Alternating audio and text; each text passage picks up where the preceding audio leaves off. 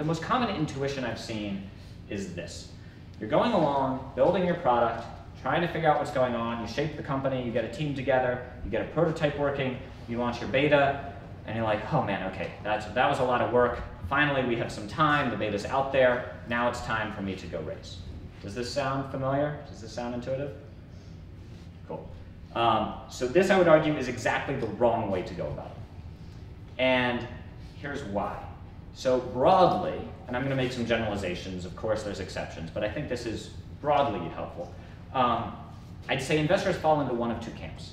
I believe there tends to be investors who are more vision-driven, who care much more about the dream, about the end goal, about how this is going to change the world. And there are investors who are more momentum-driven. Like, I want to see your graphs up and to the right, I want to see your revenue plan, I want to see your servers melting and catching on fire, I want to see everyone loving you right now, and that's how I know that this is on the right path and I should invest.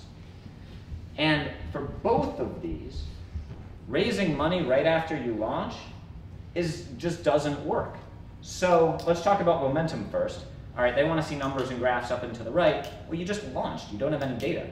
You don't have any traction. How would they be impressed with your first month's numbers?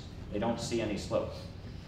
On the dream side, I can guarantee you that your MVP half-baked beta prototype that you just launched is not exactly meeting the grand dream that you just tried to pitch them on. And so now you've gone and sort of burst their bubble. They were envisioning this perfect, magnificent thing, and you burst their bubble with your prototype. So that's probably not great. Really, you want to say, oh no, it'll be better, we haven't launched yet, don't worry, it's still going to approach that vision. And so this does not work. Now it depends, okay, what type of pitch you want to do on what round you're raising. Obviously, earlier rounds, seed rounds, A rounds, you can target more vision-driven investors because your potential is unrealized. By the time you get to a B or a C round, you probably need some revenue traction. You probably need someone who's going to invest based on the momentum, because it's hard to say, oh, 4 or 3 rounds in, the dream still hasn't materialized. And again, focus on what type of investor you're pitching. People always ask me, how do I know what type of investor they are?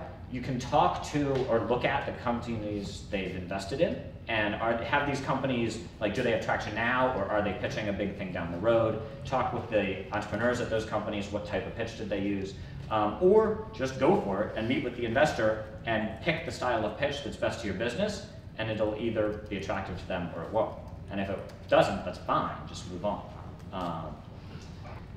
And yes, and of course, what type of pitch does your business currently lend itself to? If you don't have traction up and to the right, I really hope you can make a very strong vision argument.